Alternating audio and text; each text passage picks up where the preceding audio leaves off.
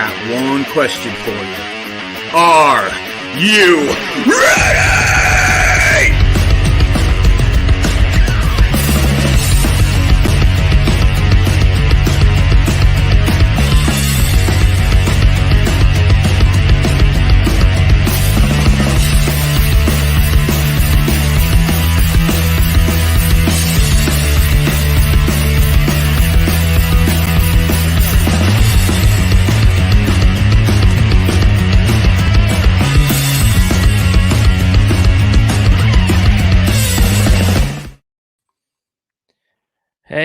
Hey, what is going on? We have Dan from the HoneyRunners. What's going on, buddy? Hey, gents, that's quite an intro. Who is playing guitar in that one? The That's our buddy guy Ben. from... Yeah, it's our buddy Ben. Well, the intro man is our buddy Ben, and then guitar is not me. So I think that I pulled it out of like YouTube, free YouTube thing. But funny you should say this. I've actually thought I actually got a Line 6 the other day, so I am probably going to start doing that, pumping some new intro stuff into the actual playlist and things like that. So nice. That'd be nice to kind of get all that stuff in there. Kind of do our own intro and stuff like that. That'd be cool. Yeah, you gotta stop paying royalties. You know, you start making money. That's right. What's going on, man? How are you? It's the Christmas Eve's Eve. How is it? Eve. That's right. We got Christmas Eve's Eve, and how is your Christmas going? How is your holidays going? We have to be very political. Well, so our band is actually half Jewish. I'm Jewish, but my wife is Christian, so I get like the Christmas experience. Cool. And then our drummer Louis Spring is as well.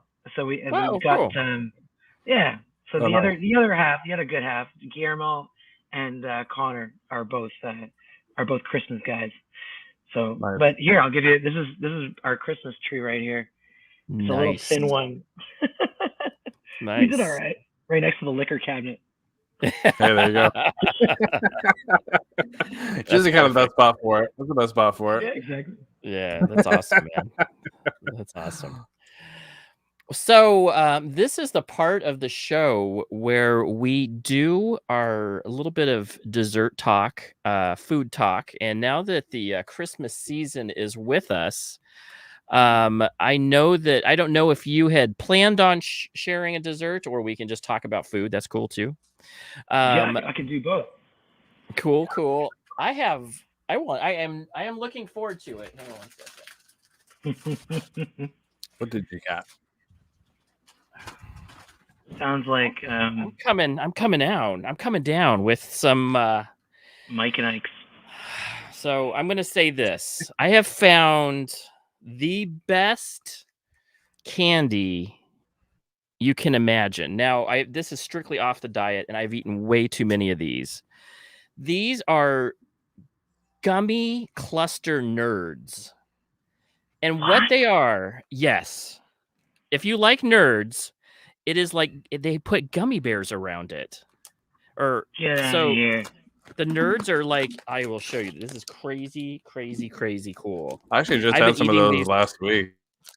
They are so good. Yeah, those are really good. They're addicting. So this is what they look like. They're nerds, and then they just stick them into the gummy bear. That's great. They are so good that you're like, you gotta chew it. You gotta chew it closer to the microphone so we can hear the chewing sound for those ASL people. Yes, those ASMR people. Oh, that's what it is, ASMR. Yeah, so good. What do you got, James? What's your dessert fetish? And I'm going to give you that he is a professional chef. Yes, I do cook for a living. So I did with I went pretty simple. I went with the chocolate chip cookies. Oh, there you go. So yeah, I got the whole box of chocolate chip cookies. Oh yeah, but they're in a box. Damn, those look good. Yeah, no doubt. He went with chocolate chip cookies in a box. Yeah. It's because you finished. We have a pizza oven. We have a pizza oven in the restaurant. So, what better way to kind of take them home with in a pizza box? No doubt. Sure. No doubt. And you know what? He eats these things, and you're just like, he lives like what? You live like about 1,000 miles away, so 1,500 miles, wherever Tampa Bay from Arizona is. Yeah. So Dan, what do you have? I know that you have brought. What has he brought to the bar? I know that you must. Okay. So this little nugget of heaven was baked by my 4-year-old daughter this afternoon, and it is Score Bar shortbread. Nice. And it is incredible. And I've been eating them all goddamn day. That's awesome, man. You gotta love that.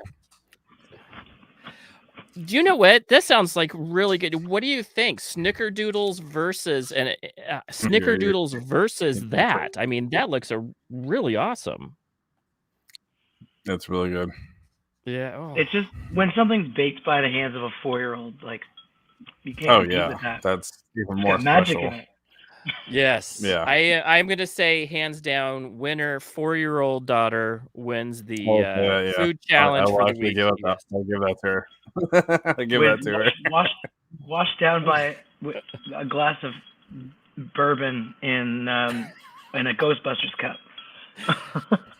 You cannot have it without bourbon in a Ghostbusters cup. That just is, you could not possibly not have that. So no, my wife got a hold of a bunch of these, and the best thing is she broke like 4 of them, and she had to like reorder a box. So I'm like, some poor kid is like shipping these out off of like Facebook or something, all these vintage glasses, and they're just breaking in the dishwasher. They're terrible. Like they're amazing, but they don't hold up. Is this the ones from like McDonald's / whatever was given? Yes. Totally. Those were the do you remember?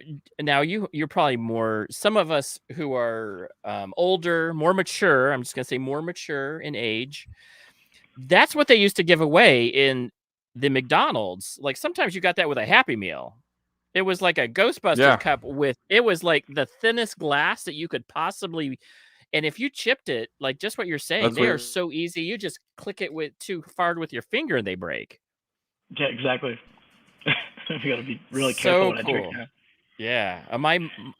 This is why I know this story. My mom, when we lived in England, we brought a bunch of those with us as just, that's what we had for drinking cups. And she must have put her hand into too many of those. And I remember going to the base hospital because she had stuck her hand in one of those stupid glasses and had sliced open her hand. I'm just like, oh, yeah. But they are the coolest collector things that you got out of McDonald's. I mean, I thought the Beanie Babies were maybe a second, but that right there, they had Ghostbusters. They had any movie that had come out in that time zone or in that time frame. They made a cup for it out of McDonald's, and McDonald's sold them. And then I bet you there's someone who's like 80 who's got like every single Happy Meal toy that ever came out. Oh yeah. I bet you're right. Yeah. So this is the part where we're going to ask you some food questions. So I used to be a sous chef as well. Oh, there you go. Oh, nice. There you go. There you go. Cool. Nobody knows that. There's a top secret. Top secret. Well, you have to keep it top secret. We will keep your button right here because if the band knows, maybe some of the band members know, but if the band knows, they will be expecting more than hot dogs every. I know. I gotta downplay it. I really gotta downplay it. I don't know what that is. You're like, you said you can't cook. Now you're a sous chef. Yeah. I told you not to watch the interview. It's like Fight Club. We don't talk about Fight Club. We don't talk about the first rule of Fight Club. That's right. That's the first rule of the dessert show that you came on. I just saw this amazing meme. That was it was this person's like, I was late to Fight Club, but it was amazing. You should all go see Fight Club. I missed the rules, but definitely go check it out. It's amazing. That's awesome. So dessert on gig or recording, what is your favorite food to bring to the table? What are you eating when you're going and doing a gig, right before a gig, maybe right before a show, maybe not so before a show after we've heard from one of our other guests that don't eat too close to the show, but what are you eating? I honestly, I try not to eat, because I'm the singer and the keys player. I try my best not to eat before we play, just because it's not even a throwing up thing. It's like a burping thing. And when you get too much of that coming up, you can't sing properly because you're always trying to get a burp out in between breaths of a song. It is awful. It feels awful. And we've gotten that before from like other guests that have been singers, and they pretty much say the same thing. They don't really eat a lot of food. They'll have like, you know, something to drink or some tea or something like that to kind of keep their throat kind of in the mix of, you know, what they're gonna perform. So they don't eat a lot of, you know, junk food or nothing like that. So if anything, we would probably I love going for like ramen. We just played a big show and we had ramen about maybe an hour and a half before the show. But the problem is it makes you feel like curling up on the couch and just going to sleep. Yeah. So that's not a winner, but it definitely satiated, you know. I'd say something light, just like, you know, I'm obsessed with you know, anything Asian food. So maybe like dim sum, light, a little bit of dim sum and a drink, and then go play a show. Go eat afterwards. Very cool. Very cool. Well, that's a good answer. So I know that we knew that you were coming on, and we of course do our research, and I'm going to let James go first this time with questions or anything that you're pining to learn about. So go ahead, James. Well, first off, like I say, thanks for jumping in, and whereabouts are you guys from, and how did you guys like all kind of get up and meet together and form what we know as the HoneyRunners? The HoneyRunners, this incarnation is quite different from what the inception was of this band. We've been around since about 2012, about 9 years now, still independent, and we're based out of Toronto, Canada, for those Americans listening. And the the band got together. So I left to Australia when I was about 21, and I came back thinking, okay, I'm gonna get into music. I'm gonna make a band. And I was on Craigslist, which was at the time was still like a good way for musicians to meet each other. And I found this porn rock band, kind of like Frank Zappa, and it was signed to Universal. And the biggest thing was that they were like, well, there's a good chance we're going to play the Playboy Mansion. So I was like, all right, sign me up. I'll be the piano player in that band. And ironically, so the players in that band were like high caliber and incredible musicians, even though it was like a, you know, kind of a jokey band. And I ended up meeting like a whole bunch of people that to this day I still, you know, play music with. And so me and one of the original members of the HoneyRunners, Marcus Bucci, Marcus is an incredible guitar player. He played it in the out of Texas with Statesboro Review, a great blues band. And so me and Marcus started the HoneyRunners even before it became the HoneyRunners. And we were looking for a band name, and as you know, it's hard to find a band name. Even in 2012, it was hard to find a band name. I was reading Keith Richards' book. I'm obsessed with the Rolling Stones, and there's a chapter in his book where Richards talks about where he gets his hash from. I don't have the excerpt, but it goes something like this. It's like, well, we used to send these these little naked kids running through fields of honey, or covered in honey through fields of opium or THC or hash. And then when they come back, the drug lords would scrape the hash off the kids, and they'd make it into fine powder, and then we would smoke it. And I was like, all right, that's our band name, the HoneyRunners. And everybody thinks pretty good story about how that's it. Everyone thinks it's much sweeter. That's awesome. Thank you, Keith Richards. I owe you one for that. I love him. I got credit goes to you, bro. By far, I'm going to just lay this down. By far, one of the most innovative names that we've seen so far. Other guests are just like, oh, we just kind of went with the name, and that there was, but that like, right, how you came up with the name, that is really good. The fact that he retells the story, and now you actually had like the Keith Richards, like you had it with the accent there for a second. This is a terrible British. Sorry for any British people watching. How terribly insulting that was. I don't think you could really understand what Keith Richards is. I don't think you could understand what he was saying anyway. So yeah, you actually did a really good. Like you could. It was coherent. Yeah, I've studied him. Awesome. We're big fan. I'm a big fan of Robert Plant, and Robert Plant also happened to have a band name called the Honey Dippers, and so that was a nice little tip of the hat. Once we found this band name, we started researching it, and we were like, there was a lot of good little connotations. The irony is that every time we play live, nobody can remember our band name. They're like, the Honeymooners? Yeah, sure, whatever.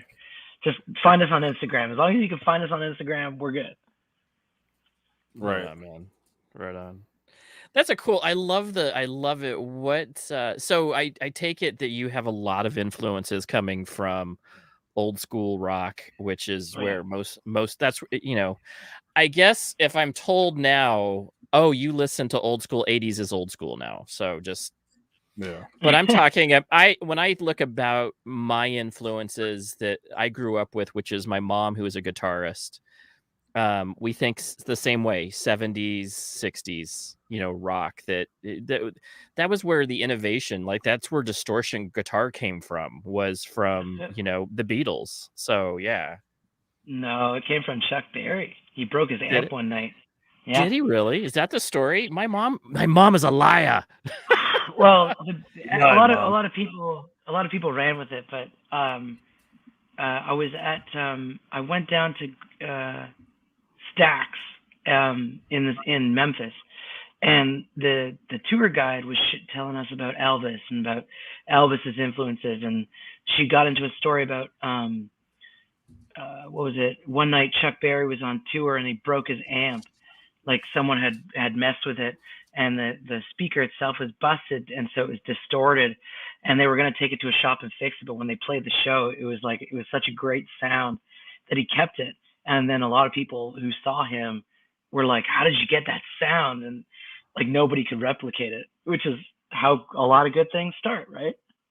That's a cool story. Thank you for telling me that. That's actually really informative. I didn't know. So who I was told it came from, McCartney, that he was the originator of the distortion guitar. That's what my mom. Originator of distortion? That is what my mom told me. Yeah, but isn't that interesting? Making a phone call tonight. Isn't Hendrix before McCartney? They're like same time. Yeah, very interesting. But she was a Beatles fan, so maybe I am. I'm gonna say, hey, mom.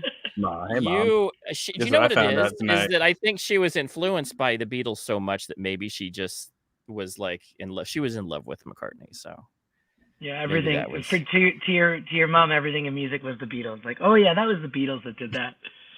I'm sure that's probably where she came from. That's so funny, though. That's so funny. I love the originators of house music. Yeah, that was the Beatles. That was Lennon. The Beatles. That's what I heard. My mom told me. She wouldn't lie to me. Everything's the Beatles, Andy. That White Album. Everything's the White Album. Yeah, all the references are the White Album. Everything leads back to Sgt. Pepper, Andy. If you listen to it backwards. That's heavy metal. That's right. That's where Zeppelin came from. That's right. Like, who was the first president? Beatles. Yeah, the Beatles.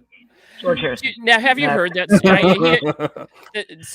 So Dan's talking about this. So and it's very interesting. There were people that actually listened to the Beatles records album to hear secret meanings. That's a total truth. Backwards, and it was yep. But you know what? Even diving deeper into that, people like a lot of people don't realize in Come Together he's saying shoot me, right? He's saying shoot me, and he got shot. But also there were things about McCartney not being there. It was something about, I'm trying to remember. It was about the 1 and 1 and 1 is 3 at the end of Come Together, right? 1 and 1 and 1 is 3. Got to be good looking because he's so hard to see. And everyone thought that they were talking about the fourth Beatle was gonna leave the band or get fired or die or something in that line. There's a lot of weird stuff like that. That is crazy. That is, isn't it always interesting? And you always like, you read in so many people, like there's those conspiracy things, especially around the Beatles. There was a lot of those little conspiracy things that are built around. I don't know about, I don't hear about them with Elvis, but Beatles for sure. And there was an Ozzy. The Beatles is an Ozzy. Conspiracies can be born out of anything. I'm getting awfully tired of conspiracy theorists. They're fun for a bit, and then it's like, let's leave that. Let's leave that alone. Yeah, I feel you. So as a musician, so you're doing vocals, and you're doing the keys. So what is it that kind of got you into music? What said, hey, this is something that I want to do for the rest of my life? I grew up in a really musical family. We had a lot of, sit around the fire singing songs together with my cousin and my mom, dad, and my sister. And I always wanted to be a part of it. I love the spotlight. I crave the spotlight, but also I crave community. And so being a part of it, like my parents really taught me. My dad taught me a lot about like lyricism, the poetry of lyricism, and my mom taught me a lot about like emotion and feeling, and like, listen to this. This is gonna move you.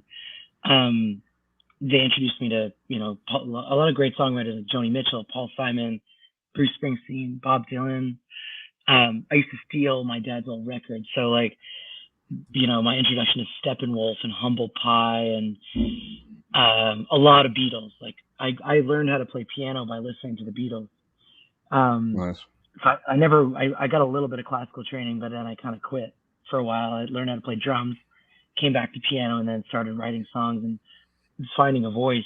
I didn't want to sing until I was like maybe 16 or something. I got into theater, and I remember one day someone told me that I couldn't sing, like, so I should take another part. And I was like, fuck you, I'm gonna learn how to sing, and I'll dominate this part. And that was the beginning of me understanding that, like, to sing really just means exercising that muscle and finding your own unique voice. There's a lot of singers out there that don't have great voices, but they have great personality, and they just spend their whole life learning how to be a good vocalist, and suddenly, boom, you have a good singer who knows how to flex that muscle, but also has a very unique voice because of it. People like Kurt Cobain, people like Adele, who's probably, I don't know what Adele's training is, but she can crush it. Absolutely. That's awesome. Now, what was your parents were musicians? What were they? Did they play? Were they vocalists? Were they instrumentalists? What were they? My dad loved to sing, but not a great voice. If he's watching this, I'm sorry, but a good guitar player, really good guitar player. Loved acoustic guitar, so I kind of always carry with me this love for acoustics. Even in a world full of electrics. My mom loves to sing. She kind of took opera for a little bit, but neither of them, are professionals. But it's more like their love of music was everything. They embodied it, and they took us to a lot of concerts. I remember, I think my first concert was a group called the Nylons that did, it was like a cappella, kind of like Lion Sleeps Tonight and Love Potion Number 9, like just good oldies. But like, so I grew up loving harmony. Like harmony was really important to me. And I guess that's why. I absolutely love that.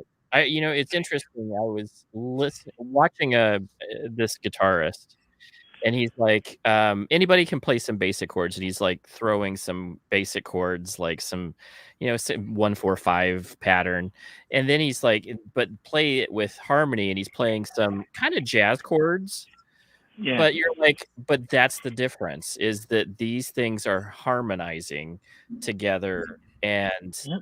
even though they're a 1-4-5 pattern, which is very simple pop, you're still playing that pattern, but with some harmony added, because you're adding some different notes in there as well. And Yeah. it's beautiful. I absolutely agree with you. Harmony is almost everything if you really think about it. It took me a long time to understand what timbre meant.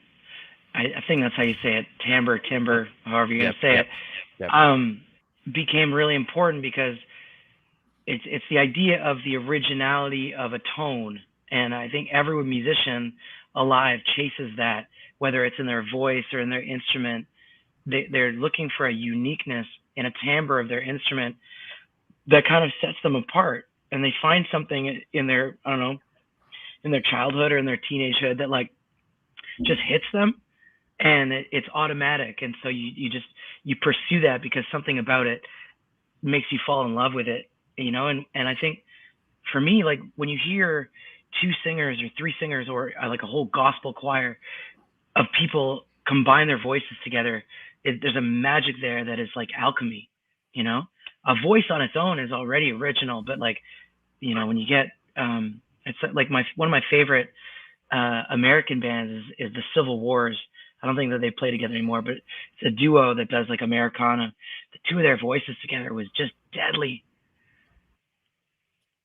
I've actually heard them before, and they are really amazing. You're absolutely right.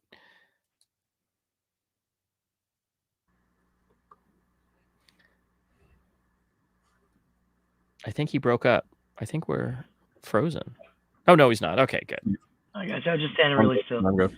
He's just standing really still. Do you know what's really No, I'm cool? just I thought there for a second, I was like, oh no, I had one of these things frozen. I'm on Zoom the other day.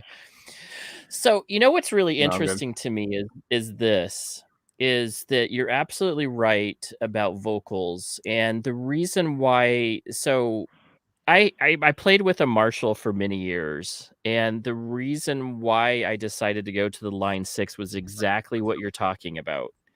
And I call it chasing tone. You're chasing the tone that you want to be originally you. And because there's a lot of bands that use like Marshalls, but it's the pedals, it's a whole lot of other things that create that tone for you that makes you unique. And as you progress as a musician, you stop just playing covers and wanting to sound like somebody else. Even though I know people that play covers and they want to sound unique, so don't get me wrong, but I know that when I first started playing, I wanted to just sound like Black Sabbath. I wanted to sound like Iron Maiden. Those were the guitarists that I admired, and that's who I wanted to sound like when I played. And now that I'm kind of getting into more of the theory of guitar, it has become more of I'm chasing the tone that I want and finding uniqueness in every song that I play. So I would completely agree with you.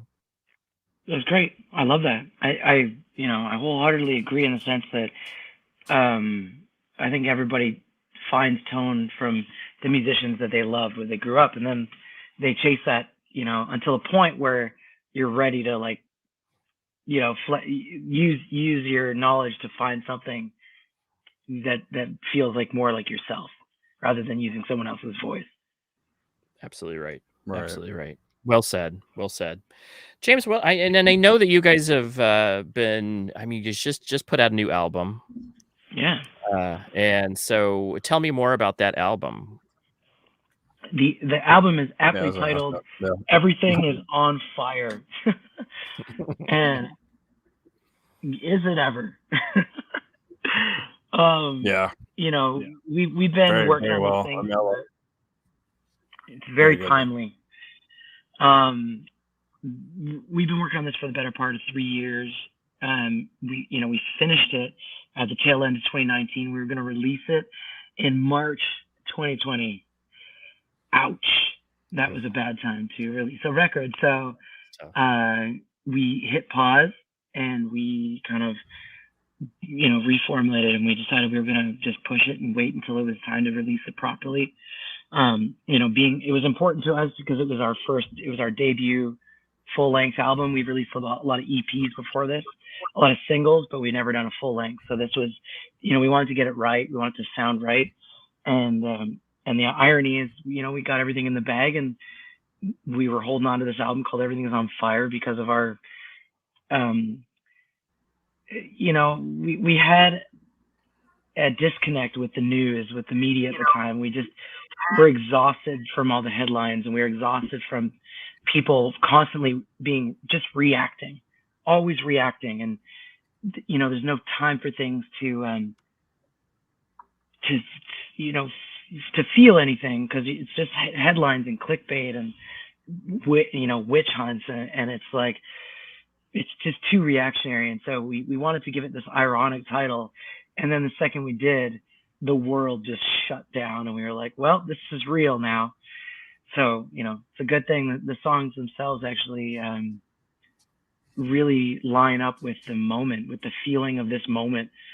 And we've gotten some pretty wild reactions to this album coming out, because people really need music like this. It's very Americana based, a lot of Southern soul, rock and roll, folk, blues influences. Like, I've been pretty heavily influenced in production from bands like Radiohead, and people like Adele and Nathaniel Rateliff and Night Sweats and Leon Bridges. A lot of producers or people like Frank Ocean and Kanye. And so what we wanted to take was, I'm very much kind of a folk, rock songwriter, and I write a lot of my stuff on this piano, where is it? Right there. But, I wanted to delve into the production side of things. And so we got really into the weeds with this, and we really kind of went for madness as far as the production behind it.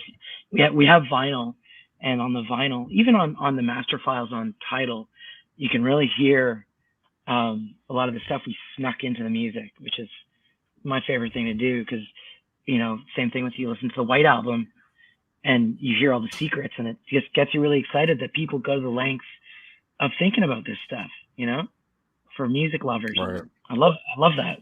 So that's what we set out to do. And finally, on October 22nd, we released the album, and we've gotten a phenomenal response to it. Yeah, I listened to it this week quite a bit, and the first thing I thought, I'm a big, huge Black Crowes fan. So Nice. that's something that I thought was like, hey, this is right up my alley. I started, what's funny is that I think that as you get older, I at least I did with my guitar playing, I gravitated towards bluesy rock. Yeah. And I was like, this is right up my alley, because that bluesy rock where it's coming into that emotional, like the blues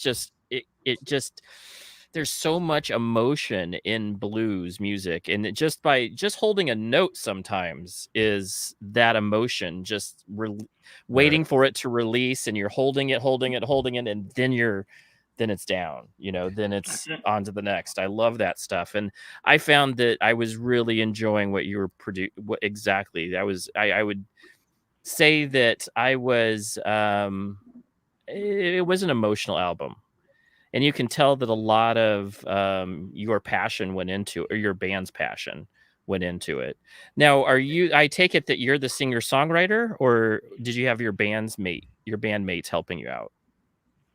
This was a huge collaboration. So Guillermo Subaste and I are kind of the co-conspirators of the main part of the HoneyRunners. Lewis and Connor flesh out a big part of that. Also, an older guitar player that actually left to Halifax, Hyde Valerian, was integral in kind of getting this all together.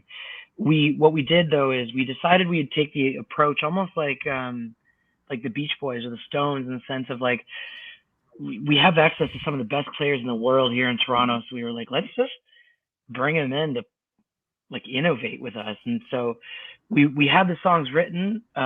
We had people come in the studio as guests, and we let them just flesh out parts to songs. And man, it became something that was above and beyond what we could have asked for. We had some of the best players in Toronto, like Samantha Martin. We had Meg Contini and Carly Aikens from a band called Bahamas.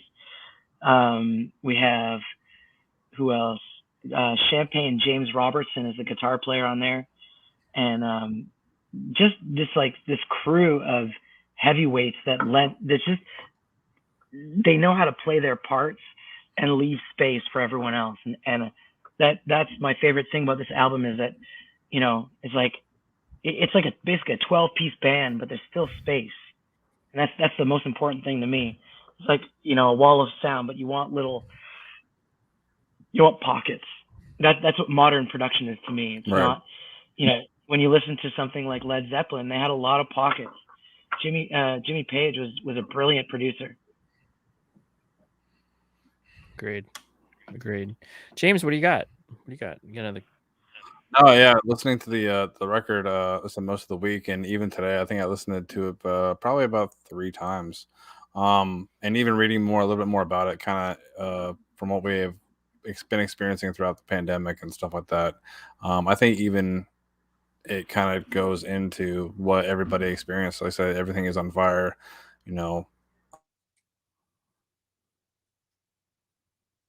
being, finding themselves out. I guess running hide, or what are you scared of, or wake up, or. But yeah, a lot of it is just really,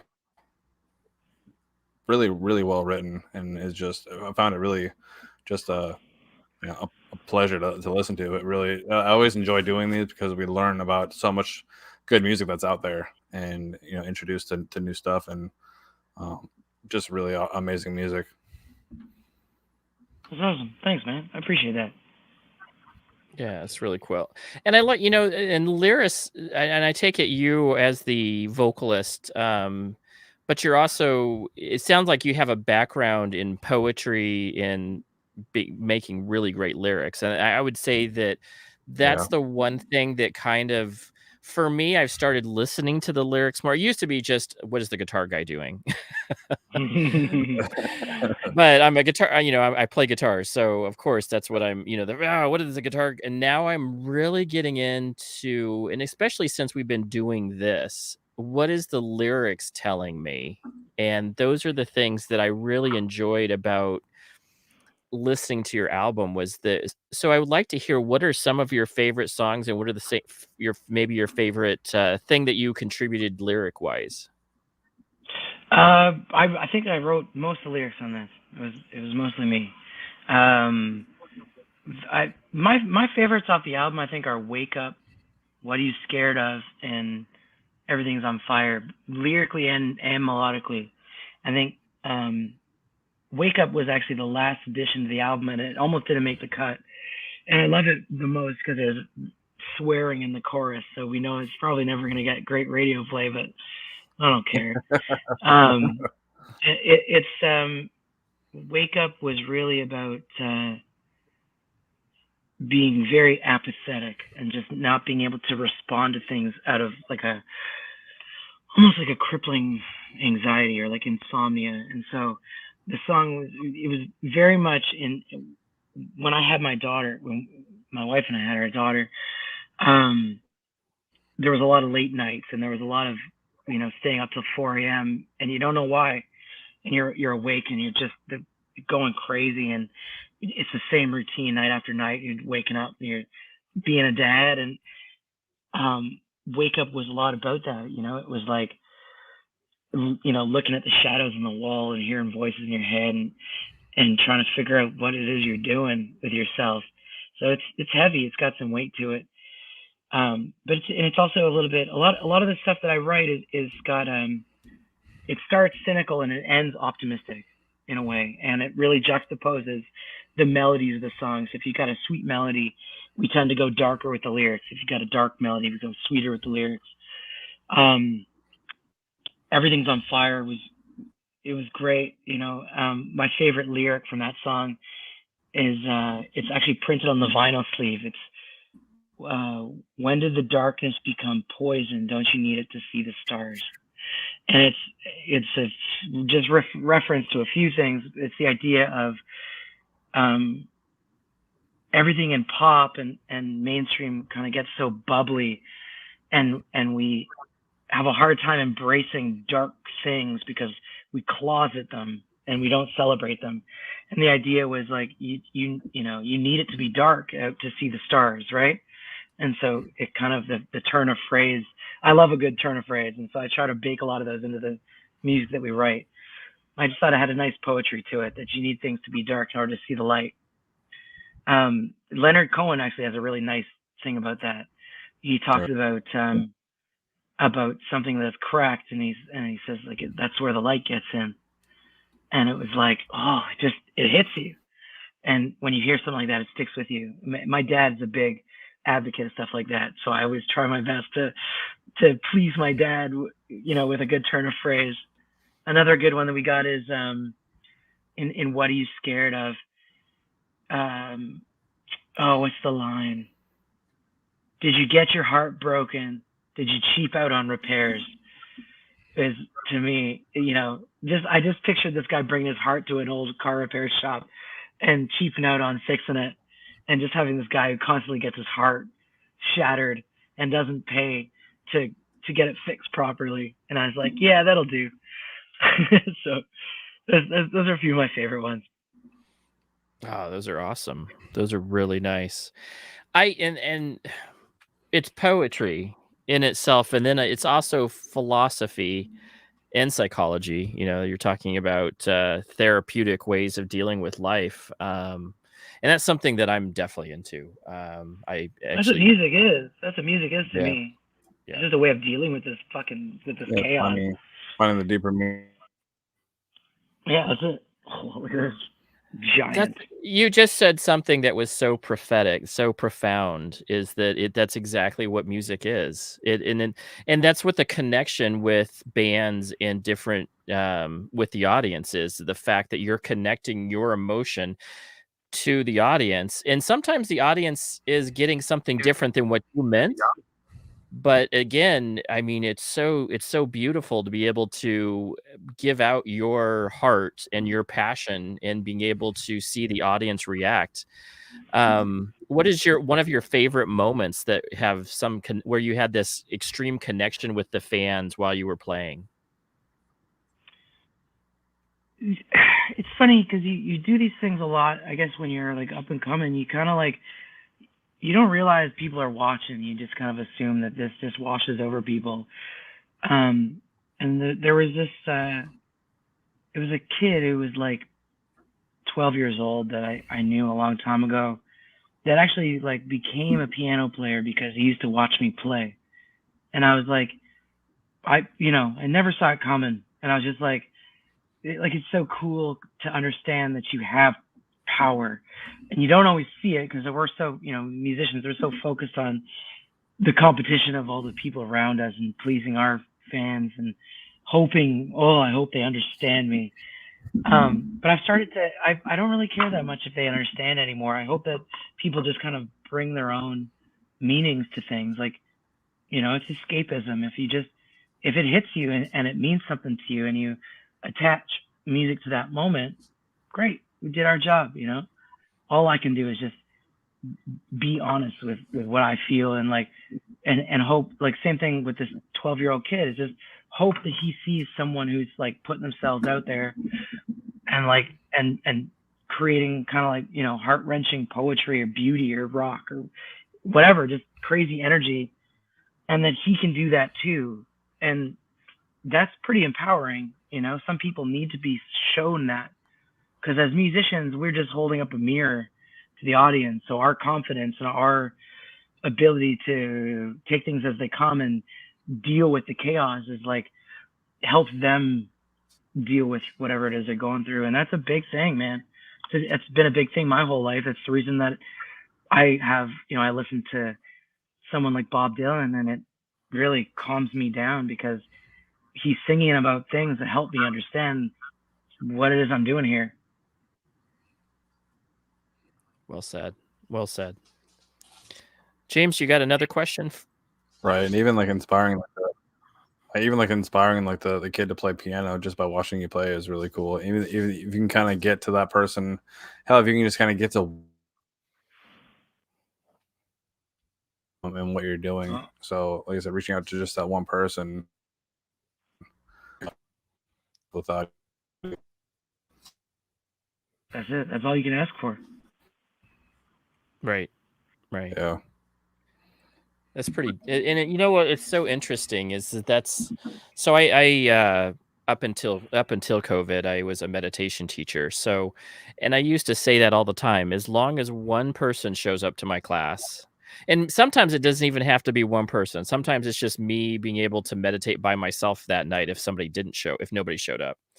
Right. But you want people to show up. That's why you're teaching a class. But it certainly feels good, But I will tell you this, that was exactly what my thought was, is that when you connect with just one person, it made a difference. And I think music definitely has the ability to do that, is that you're connecting with people. And a lot of times you don't realize that there's this. I think when we write music, we're thinking about ourselves and how we're feeling at that moment. But there are so many other people when we think back about it that are feeling the same way, and we're able to. So, yeah. So, we lost. We keep losing James. Yeah, I think we lost some of his. But what is your what's your experience with some of the, like?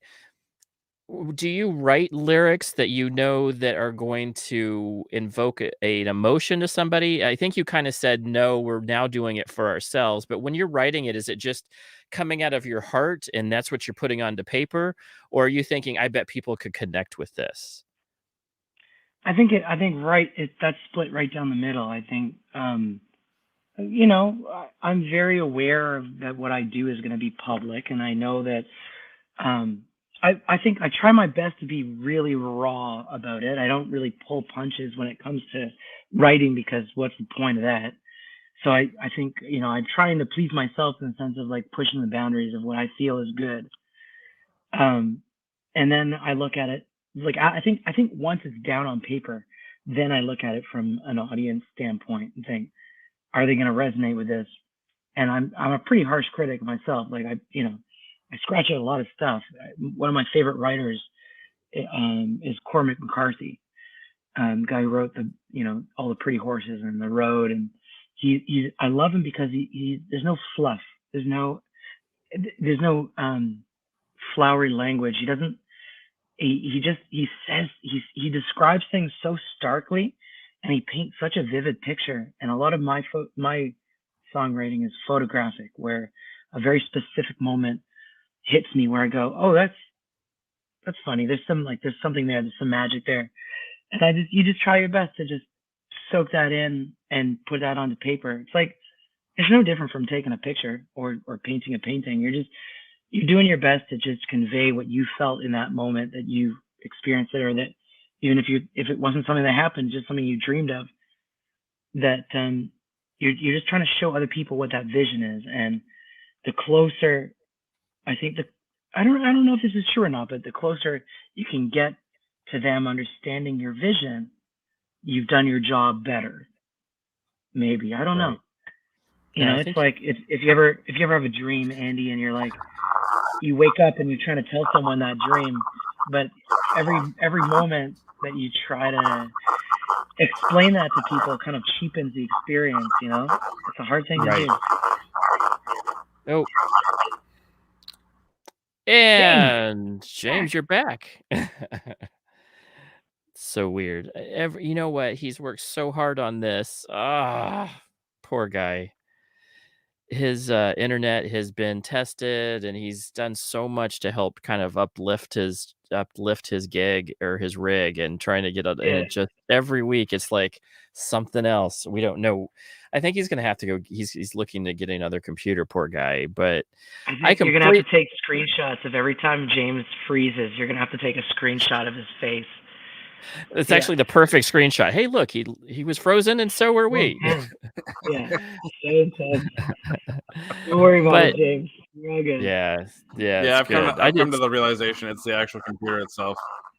Bummer, man. That sucks, because that's all right. Usually, it works. It's just kill your video. Just use audio. It's sometimes what makes it speed up. Yeah, for sure. So so we were on to, I mean, that's so amazing to me that I love the fact that you said that, and that's really important. Your audio is killing. I don't know what it sounds like. Oh, let's see if it's like weird radio happening. Who's that, James? Yeah, it's weird. Yeah, I'm trying to figure that out. Oh. Yeah, what's up? It's all good. Darn it, James. Let's see if we can get him back in. Okay, there you go, James. We put you back in. We'll see if we can. We were hearing garbly, weird stuff, and it's back. Our friend is back. Yeah, but anyway, I mean, this is the one thing that I'm going to say that I was fairly impressed with the and me and my son plays bass now, so we have been really paying attention to, he plays bass, so we're paying attention, and I said how important the bass line is and rhythm behind the scenes. Now, who's doing some of the bass lines and some of the overall rhythm behind the scenes? Is that, I assume that you're doing the lyrics, but are you also helping out with some of the bass lines and some of the, beats behind it? Because I thought that was really nice. That's all Guillermo. Guillermo, he grew up as a punk drummer in Peru, and I've never met anyone with better timing than him. He's a producer and an audio engineer. He owns a studio on the west side of Toronto, and he used to do a lot more often, I guess, sound for a lot of big artists in Canada and the United States. But he had a hand in kind of building the Peruvian punk scene. So he's first and foremost a drummer, and he actually drums on a lot of tracks on the album. And he, was the inventor of a lot of the bass lines as well. He understands melody and timing better than anyone I've ever met.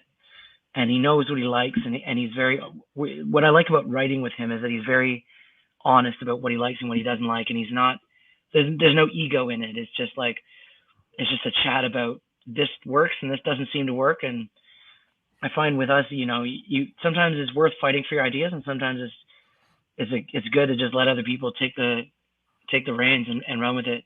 And I really trust him to do that with our project. So it's a nice collaboration there. Yeah, that's exactly what I picked up. I thought it was really, really great for that. And those are the things that I'm trying to get my son, because I'm trying to teach my son music and why it's so important what he does. And so I was like, hey, this is why it's important to have that bass. And he plays stand-up bass in orchestra right now. But we're talking about. Sorry, go ahead. No, you go ahead. You should get a book for him by Victor Wooten called The Music Lesson. Victor Wooten is one of the best bass players alive. He was in Bella Fleck and the Flecktones, and the Music Lesson is a wonderful book. It's very philosophical, but it's a good read about elements of music that come into play that you would have never necessarily thought about. Oh, I love that. And that's exactly what I'm trying to teach him. That's the piece. I said all these instruments come together. Like, I play guitar and he has to listen. He's forced to listen to that a lot. But he's also, I'm trying to make him kind of come in and see how important his part is. And I think that it also goes into like life lessons, how everybody's important. Every piece of everything that everybody brings to the table is just as important as the whole. Yeah. Maybe somebody's a little bit loud maybe somebody's amp is up a little bit, but still that bass line is required. That drum beat is required. That, that lyric is important because it conveys ideas and it changes the world in some way. So, or give somebody a different thought that they wouldn't have thought before. And I think that those are the things that, and to me, it's that whole life lesson there, which is so important with exactly what you're talking about. And so I'll have to go check that out, because that's impactful, especially when you're teaching your kids. He just turned 13. So I'm into that dad mode, that life lesson mode. He's the last. He's the last of 6, so I'm able to be more. Yeah, I'm able to be more Andy, philosophical you've with been this one. busy. Yeah. Yeah, we were busy, and now we have 6. My oldest stepson just turned 30 like last week, so it's just crazy. You're just growing your own band, is what you're doing. Good for you. Yeah, we love it. He actually plays a little. So my stepson plays a little bit of guitar, and so it's really kind of fun to talk guitar with him. But then talking about bass, because I really want my son to just incorporate that piece. So yeah, very fun. Check out another book called by Daniel Levitin called "This Is Your Brain on Music." One of my favorite books I've ever read. Oh, right on. Just brilliant. It's the psychology of music.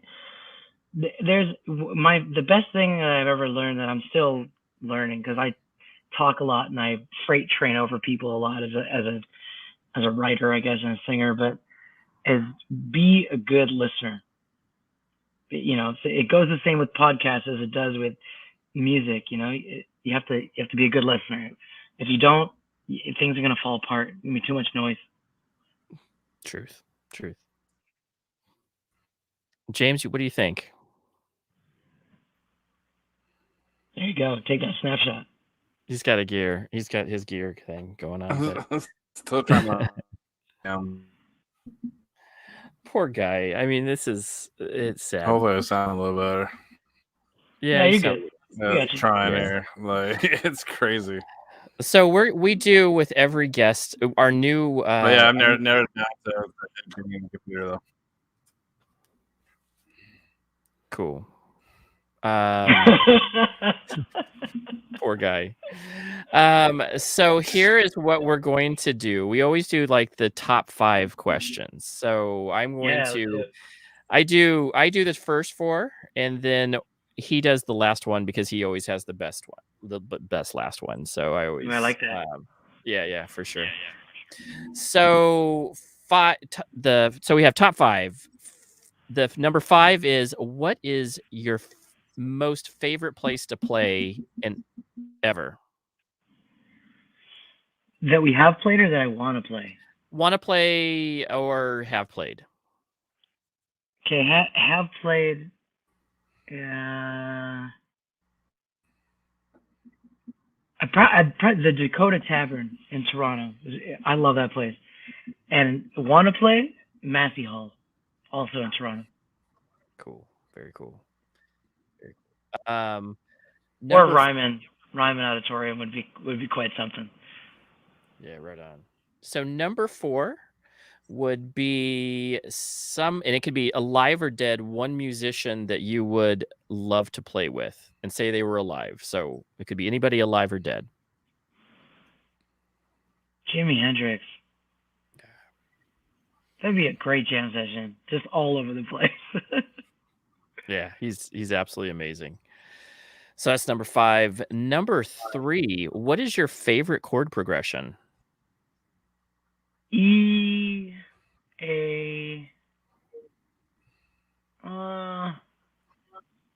EDA. There we go.